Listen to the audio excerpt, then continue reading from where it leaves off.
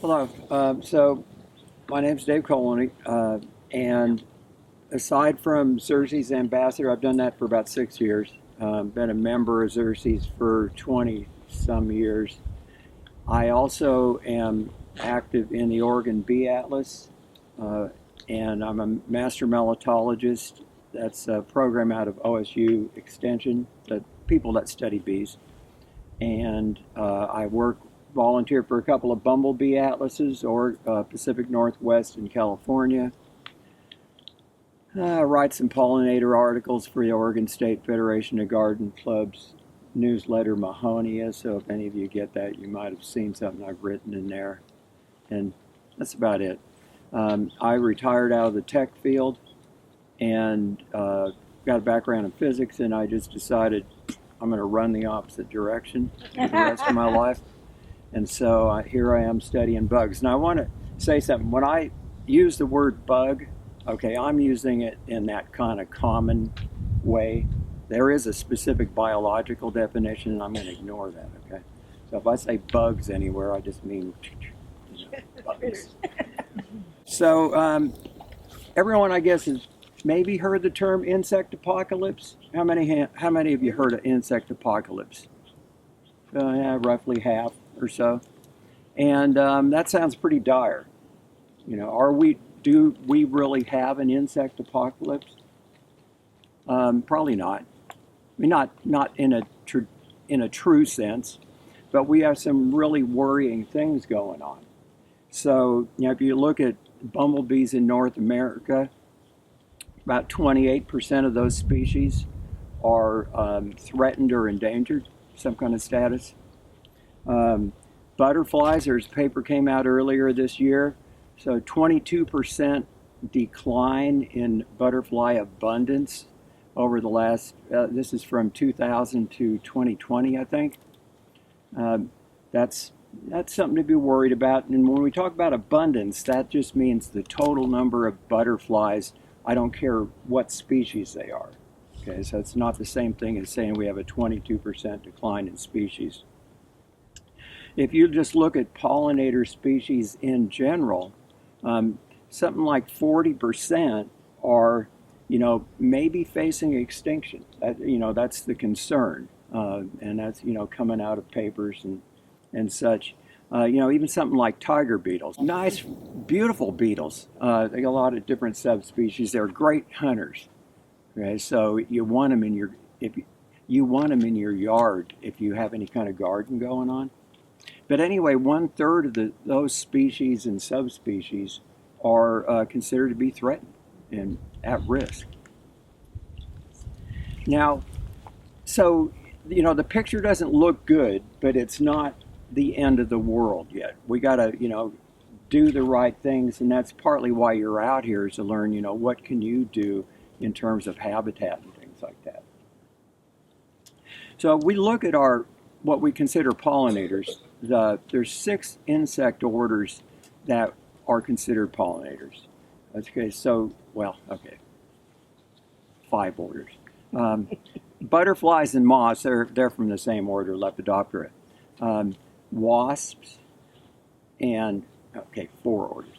Wasps and bees, hymenopterans, and flies and beetles. Okay, all these things do some pollination. When you get and look into the details of that, you have what, you know, I consider to be incidental pollinators for the most part. And so what do I mean by that? Well, when we want something pollinated, what does that require? Okay. If I've got a plant over here, seaside daisy, as I talked about earlier, and I've got another one over here, and let's say that I've got to move pollen, what do I have to have? I've got to have an animal that will go from that plant over to that plant, right? if it goes from this plant and then visits an apple tree, or God knows what else is out there, right? What's it going to do? Right? The pollen has to be from the same species. So that's why I say incidental. A butterfly, famous for kind of flitting around from one place to the other, so not a great pollinator. Although, if you look at monarchs, there's evidence that during migration times over these big cotton fields in Texas and areas like that, that they actually contribute to pollination of those crops. Okay? It's just that in general, they're not a great pollinator. Beetles be the same thing, but a lot of times there's certain beetles that'll go on to types of flowers, and that's where they procreate. Okay. What else? Flies. Flies, typically you don't think of them as being pollinators, but for carrot-type plants, the Apiaceae, they can be very important pollinators for those plants. So, you know, I talked about moving things from one plant to the same plant. That's something that's called flower constancy. What that means is, as the name implies, they have a tendency to go from one type of flower to the next type of flower. So what animals do that? Well, bees are really good at doing that. Okay, there's I don't want to say a rare wasp, but an uncommon wasp called a pollen wasp, and you can find them up in the mountains. They also go from, they stick with the same kind of flower. But for the most part, wasps don't do that. So, you know, this is a point where you start focusing down and saying, you know, what are our efficient pollinators? And bees happen to do that. But there's one more group I haven't talked about yet, and that's the moths. And moths, when I first started giving this presentation, we kind of, you know, didn't say much other than, yeah, well, all these things here, they don't do that great a job, so let's concentrate on bees. And there's been a lot of studying been done in the last 20 years or so, and moths are we're becoming aware of how important they are in certain, like, natural ecosystems.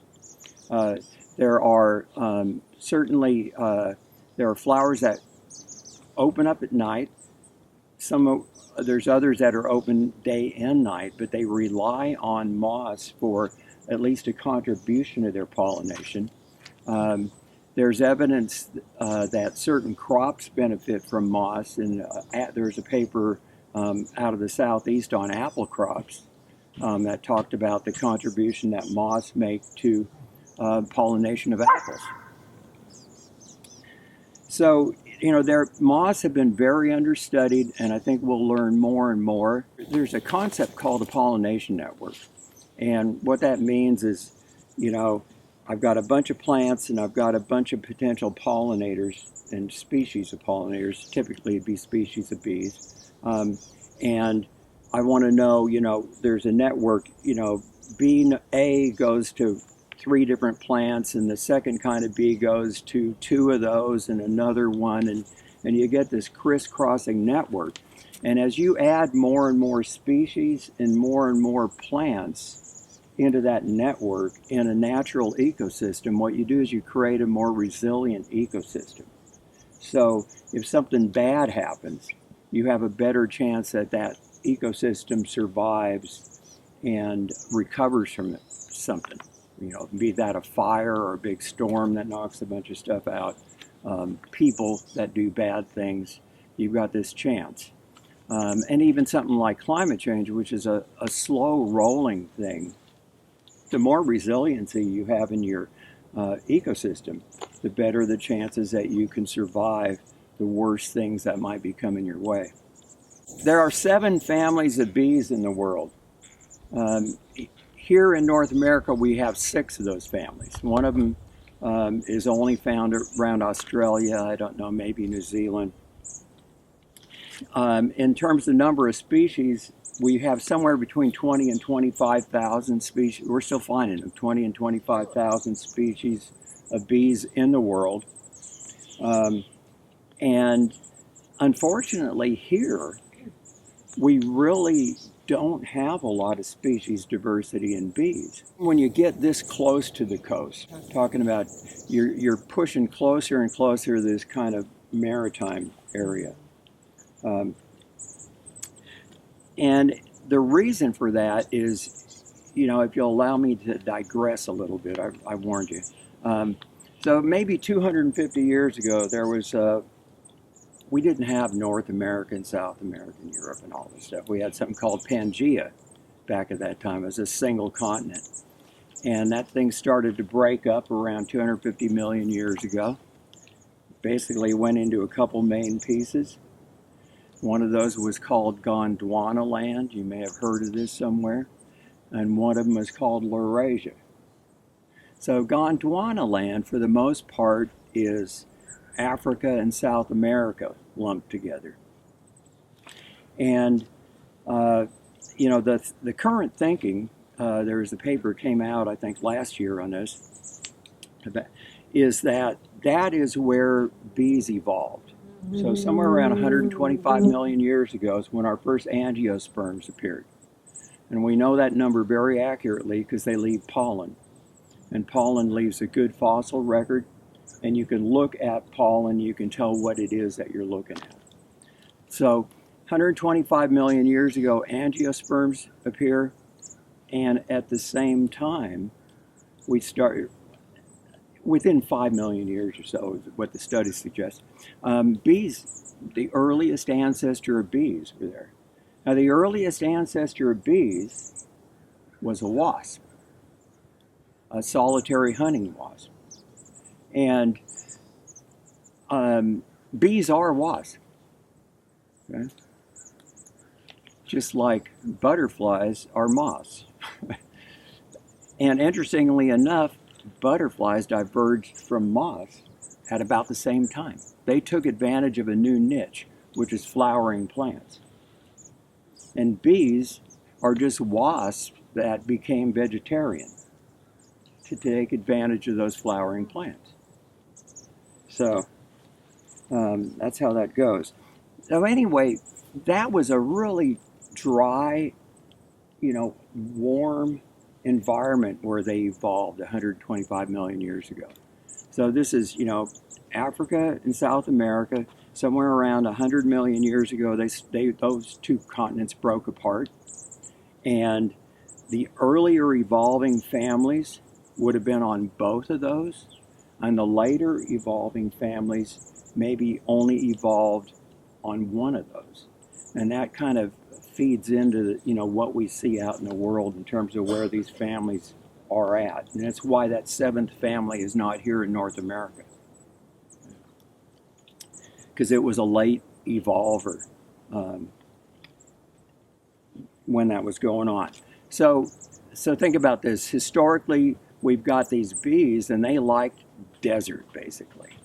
And they evolved, they speciated, and then they move around over time, millions of years, and they come to Oregon, and they say, holy crap, it's cold out here. The flowers are not blooming all the time. I need to feed my kids, and there's nothing out there to do that with, so they have a hard time. And it really is true. And the closer to the water you get, man, the fewer species of bees you're going to find. If you go 15 miles inland up into the mountains, there's a whole heck of a lot more diversity of bees. Okay, so that's the worst of the nerdy parts. So sorry about that. Now I want to talk, before we can talk about habitat, it's really important to understand what the bee needs are in terms of habitat. And so we look at bee nesting. Bees, the majority of bees actually nest in the ground. Somewhere around 90% are solitary. 70% are ground nesters. If they don't nest in the ground, they'll probably be cavity nesters. And that can be broken down into what's called renters commonly. And so a renter is like us. If we're renting an apartment, they find a nice little cavity somewhere in the side of a building or wood or whatever, and they go and build their nest in there. if you the other option, though, is some of those cavity-dwelling bees will actually create their own cavity.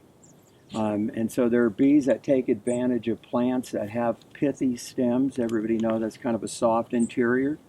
And they'll hollow those out, and they'll make a long tunnel, and they'll start building nest cells. They go and get pollen, and they provision those nest cells, lay an egg on them, close it off, and then they come further up. So you can imagine maybe a stem that has 10 different nest cells in it.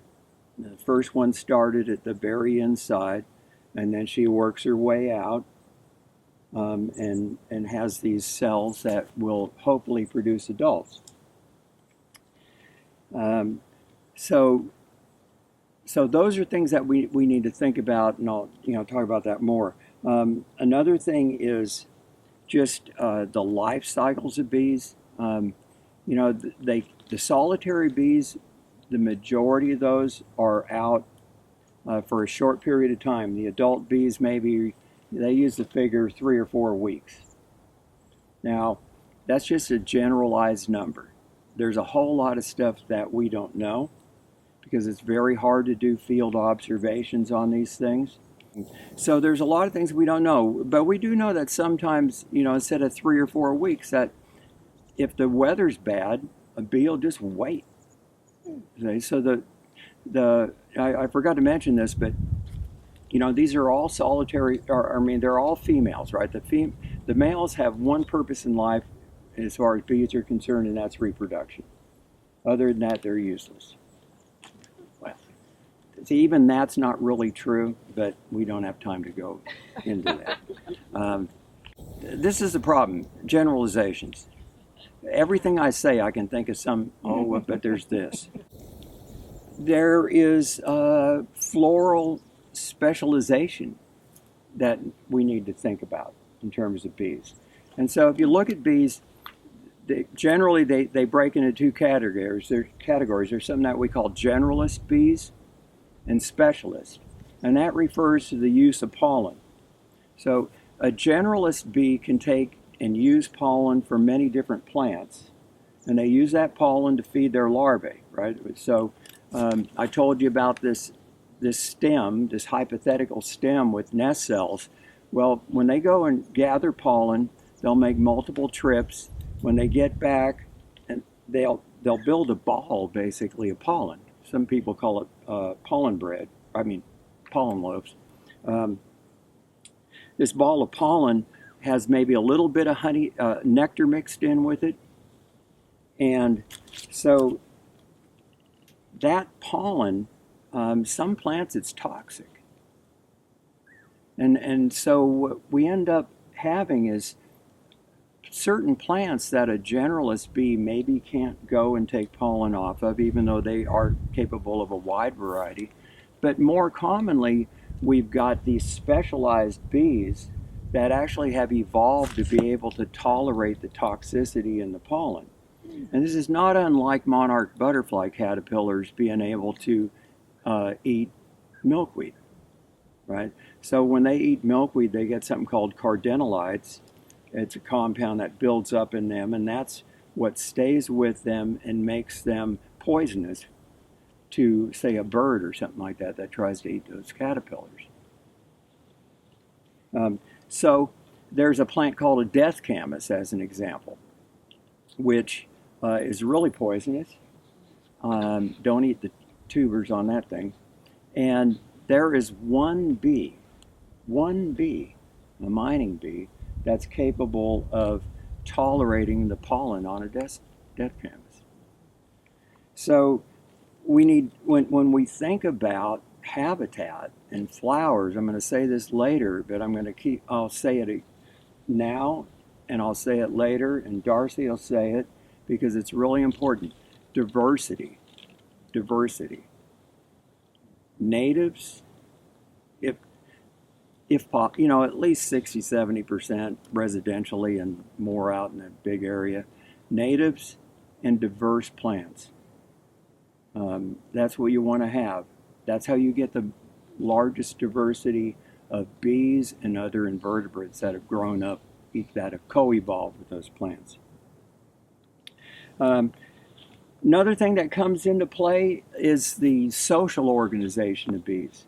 Now, I mentioned the word solitary. That's pretty obvious, right? If one bee doing the thing.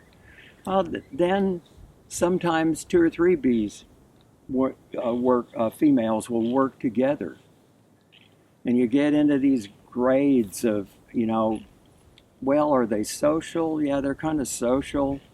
And then you look at something like a bumblebee, and they come up with a term called eusocial, which means true social. And the main point there is that when you look at a bumblebee or any other eusocial bees, there's actually a physical distinction of some kind. It might just be size, or it could be something else, so that you know, oh, that's a queen and this is a worker, right? And then finally you get to, and so that's kind of a primitively eusocial bumblebee. And some of the ground nesting bees besides bumblebees, some of the little things that sweat bees, any of you took those cards, we've got social bees of, little tiny things like this or even smaller. And then you get into what's called truly eusocial, which are like a honeybee. Some of the other bees, the ground nesters, are eusocial bees, some things that we don't have in this area, stingless bees. And they are much more different. So that if you ever seen a honeybee queen, it's, this giant egg layer is basically all it is, right? And the workers you can tell apart, and etc. So these eusocial and semi-social and all the other kinds of social, they tend to have longer life cycles in their colonies, maybe multi-year. So these tend to last longer. So that's going to bring up something that we need to think about in terms of what we're planning, and Darcy's going to talk about this, is just flower phenology. When are they out? Okay. So a bumblebee colony, as an example, they're out late winter, early spring, and that colony doesn't senesce until maybe this time of year or so, maybe another month, but I'm not seeing any workers out really anymore, so that colony's kind of shot. But there's others that will go on into the next year. And so you need to have bloom. You need to have flowers over a long period of time. And that's something that you have to consider when you're thinking about your habitat.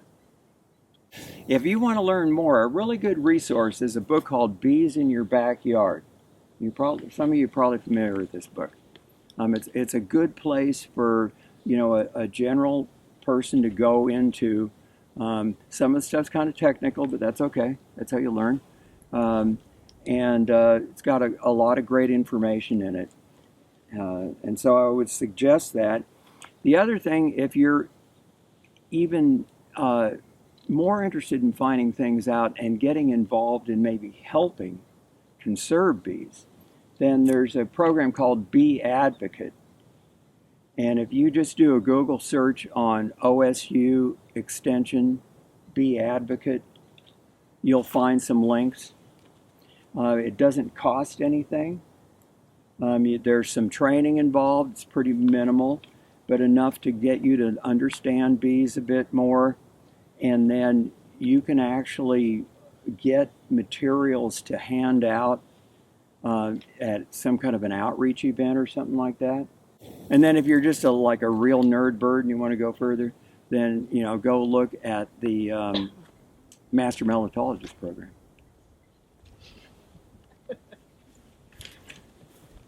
Okay, so let's go into some of these habitat requirements, and some of this will be a repeat.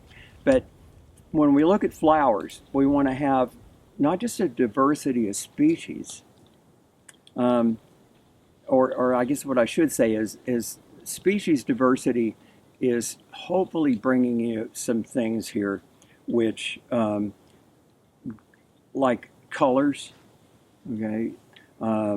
Bees are sensitive to certain colors, and they tend to like certain colors of plants. Interesting, like red, for instance. Okay, bees really can't see red very well. And I always tell people, if you're going to pick a red plant, just hang out in the nursery for a while and look at it and see if it's being visited by bees. Because that would suggest that there's ultraviolet markings on a lot of these red flowers. And so even though the bees aren't really sensitive to red, they can see these markings and zoom in on where they need to go. When you look at flowers, there's the shape, the flower morphology, right? The shapes of those flowers. You take the corolla, the depth of the corolla, the width of the corolla. And then, it gets complicated because if you look at bees, there are bees with short tongues. There's a taxonomic description, which I'm going to ignore. But physically short tongues. There's a corolla that's a half an inch long, and the nectaries are at the back of that corolla. And you've got a bee with a 1/4 inch long tongue. What happens? Stars. It can't get to the nectar, right? Does everybody agree that that'd be a problem? Well, no, not necessarily. No. Because how wide is the corolla? A little bee can just crawl right in there and get it. And so there's a little bees called a masked bee, is a name, Hylaeus, which, they're maybe, they're less than a half an inch. A huge one would be a half an inch long. And typically could be, a 1/4 of an inch. And, I've been out swatting, doing collecting, and you hit some flowers, and all of a sudden it's like, I got 5 bees in this thing that I wasn't even going for. Well, they were hidden inside of the corollas and knocked them out. So it's not so easy, right? So long tongue, short tongue, how wide's the corolla, etc. The big old fat bee cannot get in maybe to that corolla. And then there's some bees that even cheat. And carpenter bees are one. And they'll go down to the base of the corolla on the outside of the flower, drill a hole right through it, stick their tongue in there. So there are, even things like the pollen nutritional value. Pollen's not all the same. Pollen's got protein in it, carbohydrates, some lipids, fats, but it varies with the plants. It can even vary at the time of year. And so there's a paper that has just come out looking at, there's actually these changing requirements of, say, something like a bumblebee colony, that at one time of the colony development, they're looking for protein-rich sources. Later on, they're looking for carbohydrate-rich sources. And so how do you provide both of those? Diversity, right? So there's, diversity. We don't know all the reasons why diversity is good. We just know that it's good, and we've got the data. Resins, some plants are resinous, sticky, because some bees, and I didn't mention this, some bees build little nests using stones and things like that, and they stick them together with resin. And they might put them in a branch of a bush or something like that. And it might only be, a half an inch long. And this bee will go out and gather all these little pebbles and cement them together, and that's her nest. So resinous plants can be part of your mix. And trichomes. Trichomes are the hairs on a plant. So anybody's familiar with lamb's ear, right? Mm-hmm. So that fuzz. There's bees that use that fuzz to line the inside of their nest. And we've got a coastal native here called Anthidium paliventri that likes to use coastal buckwheat, because coastal buckwheat leaves have got that fuzz on them. And I've got some in my yard, and I see every year where they're scraping. I've got pictures of one scraping the fuzz off, and then they bundle it up and carry it back to their nest. So these are all things that are brought about through having a diversity of plants. When you look at management of habitat, when you're pruning, if in a natural area you're not going to prune, but around your place or something, the way you prune is important because you can have habitat for stem nesting bees if you do things properly. Leaves, a really important part of habitat, leaf management. So if you look, just very simply, maybe a species of moth is going to go and lay an egg up in the tree on a leaf somewhere. And its caterpillars are going to be chomping away, and then finally when they get ready, something like a silk moth, they'll go and actually kind of they'll use their silk and pull some leaves together, and then they'll pupate in there. Not pupate, but they'll create a cocoon in there. Pupate sometime later, but over winter, if it's a deciduous tree, that'll fall to the ground. And so if it's the fall and you go and rake all your leaves and throw them in a burning barrel, what happens? It's gone. And it's not just, that's just one example. There's all kinds of invertebrates that do things like that. This is a very important part of your management. And there's this leave the leaves. Water, that's something that we need to think about. Not all bees are really dependent on that, but we've got some species that really use it. Osmia species, mason bees, they use mud to seal off and make walls separating those little chambers I talked about, the cells. So they need water for that. And then there's different kinds of wasps that you've probably seen. That mud daubers for one, but they're building their nest, either the whole structure out of mud or they're using them for closures. Butterflies, they like to have mud because they get minerals and things out of that mud. So providing something like that is a good thing to think about. If you look at more generalized invertebrates, if you've got a downed log or you're taking a tree down, bury one end of that log 2 or 3 inches in the ground, leave it horizontal, pile some stuff up around it. One thing to do when you're, thinking about habitat is think like a bug, right? Think like a bug. Like, get yourself down into I'm this big, right? And, man, this would be a great little hiding place here. No bird's going to eat me if I get in there, right? So you got to think like a bug in order to examine your habitat. We have a tendency, all of us, to we're up here and we're not looking down here. And it's a problem for even bee collectors like me when we're out. It's like you don't pay attention to the little flowers and things like that. So think like a bug.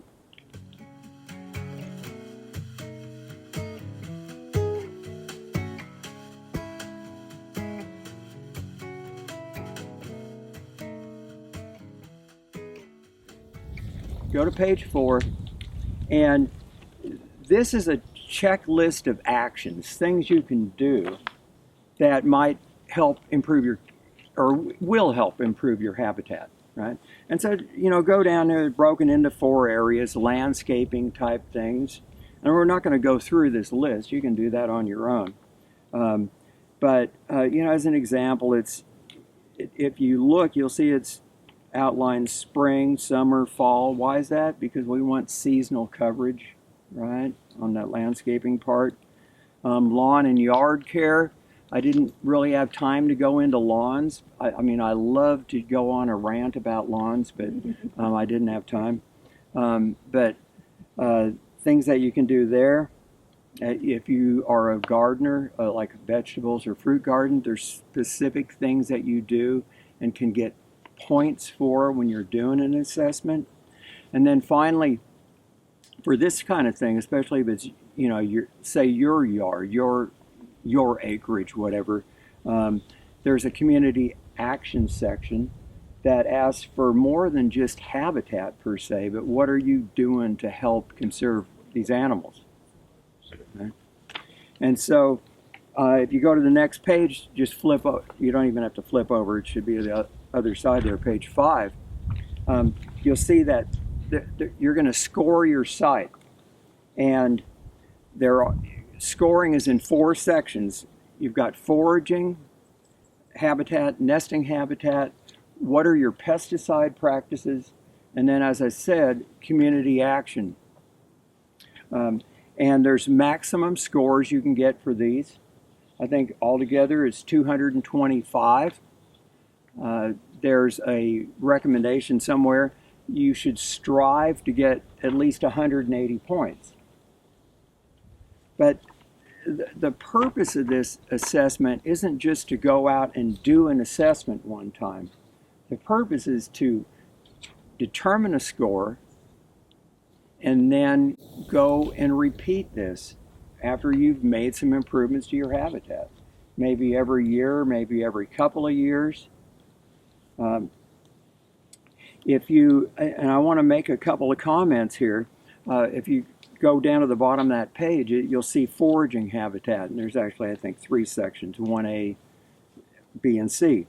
And you'll see when you look at 1A, it's going to say what percentage of the site is composed of flowering vegetation. Now, you don't have to go and get a map and lay out a ruler and figure it out to the 0.5%, right? Just be consistent. We're not making a lunar rover module here, right? We're trying to improve habitat. The main thing is do it the same way so that you can see relative improvement. It doesn't matter if your score is 180 or 160, as long as you're doing it the same way and you can see improvement. So when you get to those, just, feel free to just eyeball it, but just always eyeball it the same way. So the same thing goes on 1B. Here we're not just looking at how much flowering vegetation, but we're going to look at for the amount of natives that are there. And again, I don't have time to go through this. It's fairly straightforward, but what percentage of cover is natives? Again, make a guess. Make it as good a guess as you can make it, but just always be consistent. And there's certain features that you'll get points for. And I'll just go through one of these, but the very first one under 1C here, you'll see they're going to give you up to 10 points for, if you've got a little native prairie patch, rain gardens, other kind of wildflower plantings, you get, pick up 10 points, and there's other ways to pick up points. And, that really feeds back to the very beginning when I talked about ways to improve your scores, right? And we'll just skip over the rest of that. Section 2, which is on page 8, so this is where we're going into looking at our nesting and overwintering habitat and what kind of things you've done to, create some good habitat. And so I mentioned ground nesting bees. Well, no surprise. If you have patches of bare ground, etc., that make it easier for a ground nesting bee to actually make a nest, you get some points for that. And there's suggestions on how you can do this. Bunch grasses are really great, and they're mentioned in here because bees don't need a lot of room. You don't need something as big as these areas of ground here. You don't need something like this. Bees can find a little spot between 2 big clumps of bunch grass or sedge and go and make their little holes and dig those burrows down. There are, again, if you go, say, over to page 9, you're going to see pictures here, and these kind of correspond to some of the things that I told you about cavity nesters. And you can see that these are what's being talked about. These are what you're going to get points for if you provide these kind of features in your habitat. Pesticide practices, really goes back to Xerces' whole philosophy on pesticides is don't use them if you can manage to not use them. Otherwise, be very sparing, and the points roll out along those lines. And then community action is just, what are you doing? Are you putting up signs? Are you going out? You're trying to educate your neighbors, things like that. So again, no rocket science here. Just be consistent. If you have a little bit larger landscape that you're dealing with, there is an assessment guide for natural areas and rangelands. And the best way to find that is you go to xerces.org, the website. There's a resources on the ribbon. It says resources. If you click on that, you'll see publications library. And once you land on that page, just do a search for habitat assessment. Just put that in the search box. You'll see these habitat guides. So again, it's natural areas and rangelands assessment. And so here you're assessing over 5 categories. Community action's not part of it. And it's things that are more applicable to how you're managing these larger landscapes.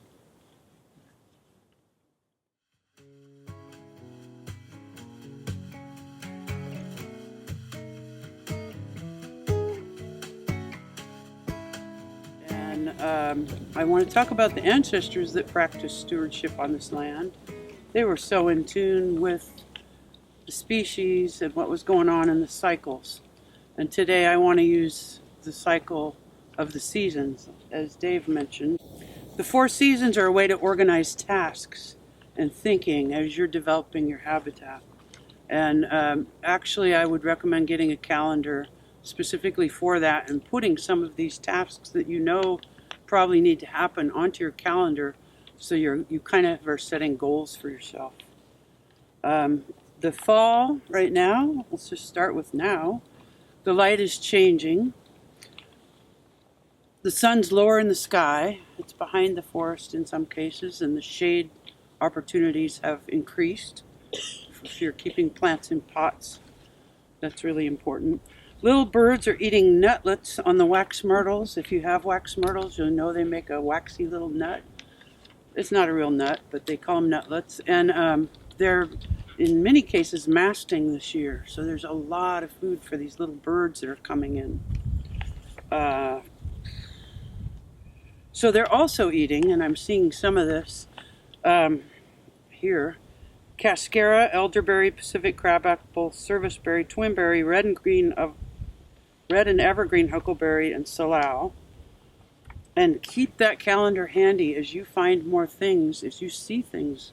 If you see a bird eating something, make a note, because I think we could add to this list pretty easily.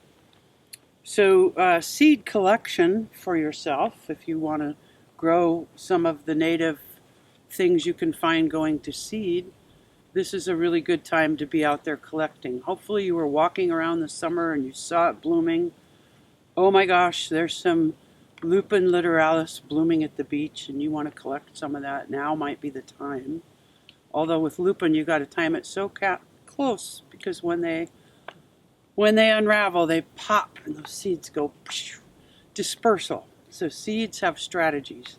Plants have strategies of dispersal. Wind is a common one, but this throw your seeds everywhere is pretty cool too. So you're collecting seeds for you, but somebody else is also using those seeds for food. And it's usually a tiny little insect that burrows into the seed. I learned this the hard way. Opened up my bag of seeds and they were all hollow. And who knows where the insect had gone. So I like to collect into paper bags for the because you don't want humidity. And if you have a sealed bag and there's any kind of temperature change, you could get moisture, which will germinate a seed easily. So I collect into paper bags, and then I add something really smelly, pennyroyal or mint or something. Insects breathe through their abdomen basically, and they absorb the strong smell of that, and they just are repelled by it. So keep them from eating your seeds until you're able to plant them. This is also the time of year now to collect your cuttings. If you're going to make cuttings of almost any flowering shrub, I'm going to leave out the Ericaceae family, the huckleberry, the rhododendrons. Those are azaleas, super hard to do from cuttings. I'm not saying it can't be done, but I don't try it. And there's so many that are easy to do. And one of the things we want to do when we're making habitat is make more. And nobody wants to have to buy 50 of something, but if you have 100 feet where you could plant something and you can grow them from cuttings, then you've just saved yourself a whole bunch of money. So maybe buy 3 plants that you know you're going to take cuttings from, and then you'll build on that as time goes by, your assessment every year or every couple of years. So if you're going to have bulbs, camas, tiger lily, one of the brodeas, but maybe you know where there's a patch of camas, or you have a patch and you want to spread them around, dig them up now and hold on to them until you're ready to plant. So conversely, anything you don't want more of, you need to be eliminating it before it drops seed. Even though burdock is a good plant, or curly dock or yellow dock, whichever it is that we have, it's a good plant for a lot of reasons. For us, trying to create habitat is a problem. So my job right now is to go around and try to get all those seed heads and remove them. I would never put them in a compost pile. So don't let stuff go to seed if that's not what you want. That's the time to make sure you mow. If you've got a pollinator garden, I would say mow that once a year. Although there's a lot of good stuff to leave standing. You can see from the other side of my parking lot, I leave a lot of stuff to go. And I know the birds will be here this winter eating those seeds. And so those are tasks you can put on your calendar or plan for in your planting. I'm going to plant 3 things that I can take cuttings from and start to create a hedgerow. It takes time and planning, you know that. We talked about the cardboard and mulch last time as laying a foundation for these plants to go in later. And so that's planning. Use your calendar. Make a calendar specifically for this. The bee housing I want to talk about, some of what Dave said too, but we create challenges when we try to manage animals. It's in our nature to be careful and considerate and nurturing, but we create problems by giving them a house when in the wild they're moving around looking for the appropriate type of solitary house or something. We give them a house and expect them to come back every year and use that house. We'd better be cleaning it and making sure there aren't pathogens that are transferring over. So you know the honeybee story and how much trouble they're in. And there's so many things, fungus and virus and mites. So in the wild, the honeybees would swarm and take off and go find a new tree that there weren't honeybees already living in. And then there'd be another swarm, and those would always be moving. They wouldn't be residential. And when we have them living in a little house, we become responsible for things that we can't even see. So what's happening to them in the hives, the collapse disorder, is some of it is very well researched, and some of it we're still learning. So when humans manage animals, it becomes dicey for the animals if we're unaware of certain things. So the hollow stems that Dave talked about is the bee housing that I think we should try to aim for, is their natural bee housing. And so the stems are far enough apart that there's no transfer of disease this way, and it makes it hard for a predator to hunt them because they have to visit a bunch of different places. So the pathogens can't spread as well, so there's a lot of protection for them. But also that stem's got a shelf life, pretty short shelf life. Maybe it'll get used 2 years, and then it'll be decomposing. So there's things that we can do to create these hollow stems and make it even more accessible. It does require longer term planning, but you can see on my page, first I've listed the elderberry, the goldenrod, the cow parsley, the angelica, the milkweed, and the sunflowers. There are other pithy hollow plants. I just couldn't think of them in time to put them on here. If you know of any, please share with me. Oh, this one is definitely hollow. So let's look at what it would look like the first year you're going to do this. Say you've got some elderberry or some of these other plants. You're going to cut those stems back 12 to 18 inches high. Smooth cut is important, apparently, because it's more attractive to a bee. I wouldn't know that if I didn't read it. There's no way I could know what a bee prefers, except somebody else figured this out. So they make a nice smooth cut with a sharp tool. And you can use those cuttings to start new plants, oftentimes. So now you go this year 2, your cavity nesting bees are finding these hollow stems for their nests, and you're just going to leave them up. You don't care what the neighbors think anymore, or the neighbors can't see you. You're working for the bees. So you're going to leave them up. Certain species can produce brood in late summer. I guess more than one brood in a year. For some bees, some species. But also during year 2, cut those hollow stems back again. Some of them, not all of them maybe. Because you want some to flower next year. And flowers on woody shrubs come on last year's wood. So if you cut all the stems, there's going to be no flowers next year. Just cut maybe a third or a fourth, or, it depends on the size of your plant, I suppose. So you're cutting them back, and then in year 3, the bees that are using those first ones that you cut are going to show up, and some of them will use the stems from the second year that you cut. And now you're on a roll. Now you got something going. But this is a maintenance thing that you want to do every year if possible. And if it's on a calendar for you, you might have a chance to remember. I know we all get really busy in the fall winterizing, but this could just be part of the routine. So late fall is also an excellent time to start a hedgerow, particularly with any of those plant species we mentioned above. So when you're starting a hedgerow, what are your limits? So you're limited by how much sunlight. Is it dry or is it wet? Can you use trees? Or does it have a height limit? Or maybe it's under the power lines.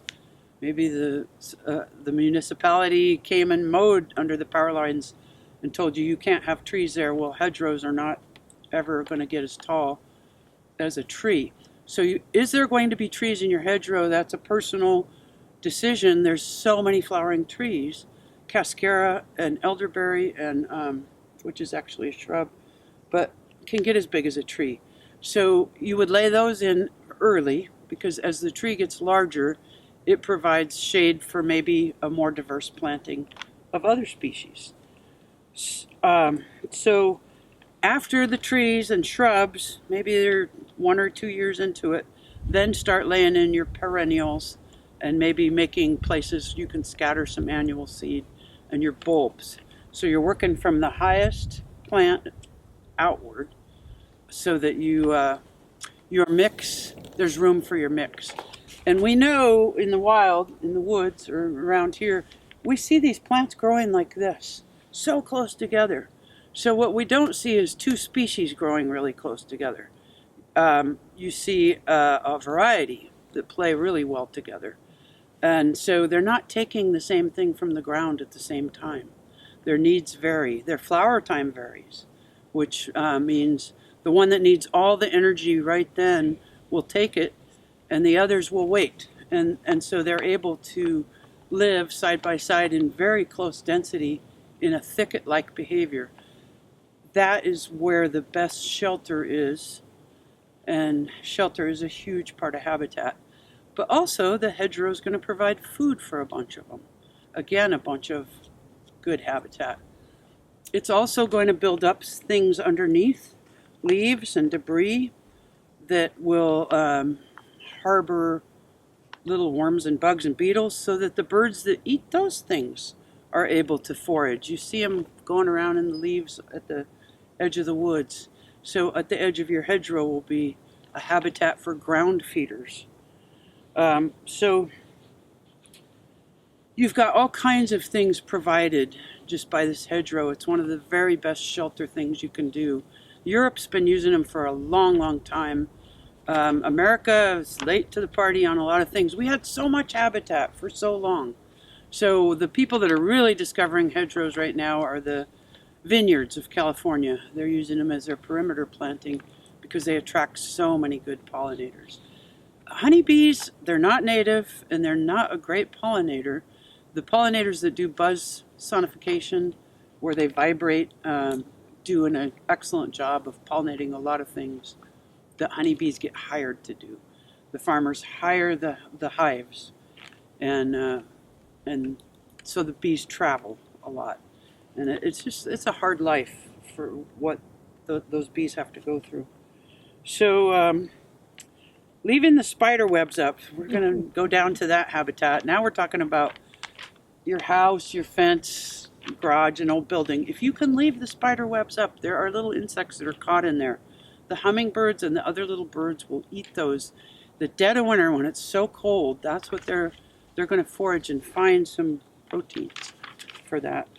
You all have a chart, and it's really important to notice these yellows. The yellow areas on this chart are when there are no flowers for bees, and you're like, so what is this? Is before early. We're talking about January, February, March.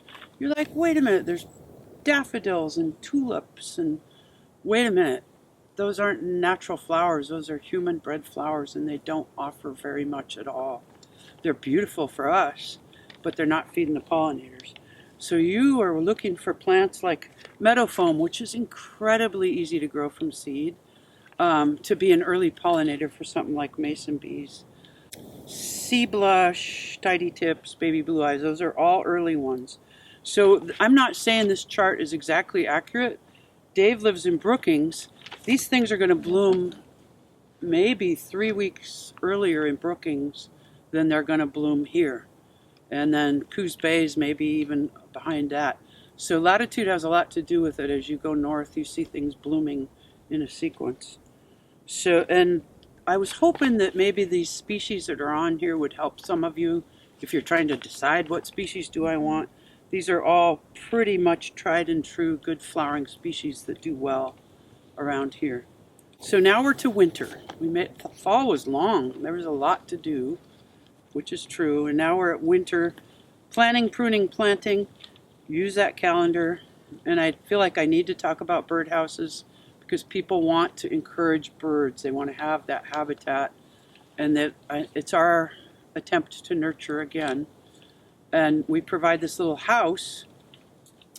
If we're going to do that, if we're going to go that route, make sure the hole is the size of the birds you want. It's extremely specific. They seem to know the difference between a 1 1/4 inch and 1 3/16 to have that right. I mean, the birds care. They care a lot because if they choose the wrong hole, there'll be a predator coming after their eggs. And if you put a little perch outside, that kind of invites a predator to sit there and try to get them. So they know how to get in and out. They're way more agile than we can give them credit for. So if you do use a house, make sure you would clean them at the end of the season. But birds can raise more than one brood too. So you really got to watch and be an observer. The National Wildlife Federation website, you'll find it, and it'll give you lots of recommendations on specifically by species for what size for what birds. Other than that, I would say put out, if you brush your dog and you got a lot of hair early spring, put that out, or your horse or your cat. We're going to transplant plants to a new location after December 21st. That's the shortest day of the year, and we want to reduce the stress that light puts on making a plant do photosynthesis. So we wait until the very shortest time of the year. I would say winter solstice on halfway through January. It's a narrow window, especially for the Ercaceae families, the huckleberry and the rhodies. If you can get them to go at all, it's going to be that time of year that they can handle it. Transplanting is you've dug it up, and its roots have been doing what they wanted for a long time.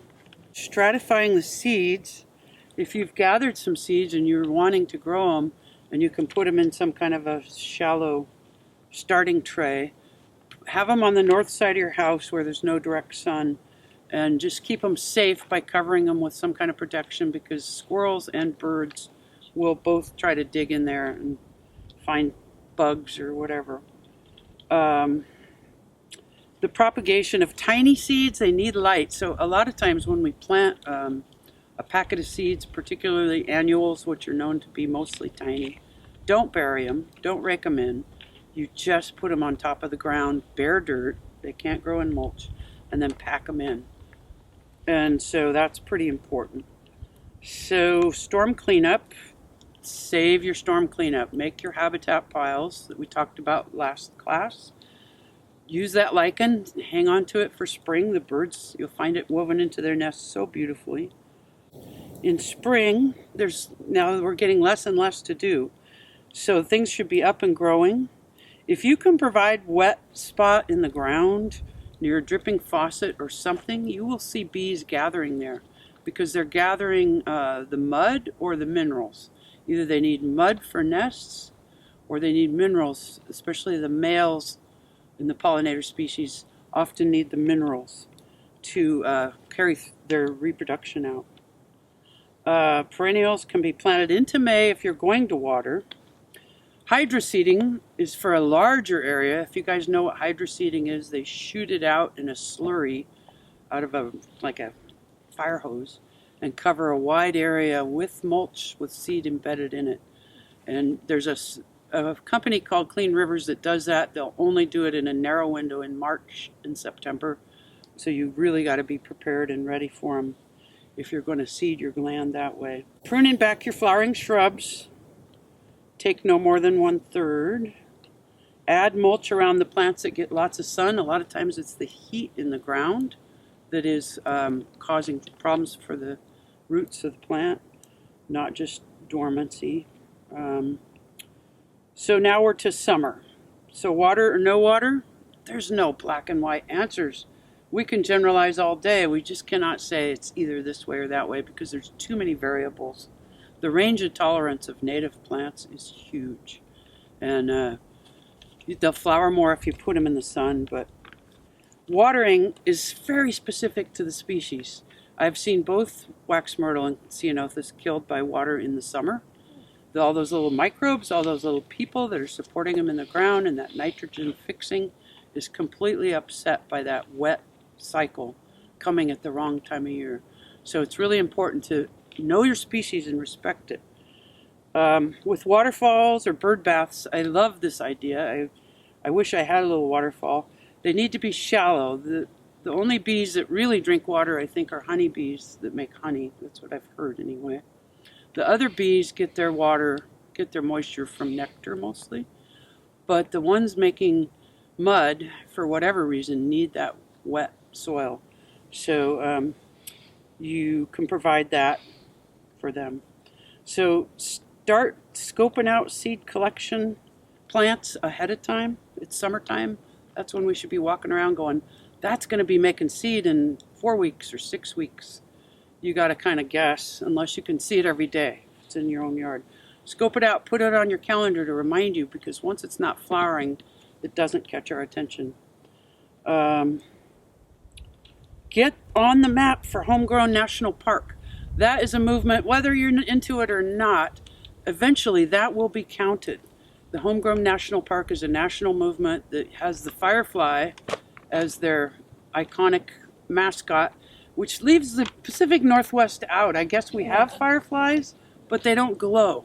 So to our children that grow up here, it's a mythical creature, right? It's like a unicorn. Are they real? You know, I wish they would add another mascot, that the bumblebee or something that was really relevant here.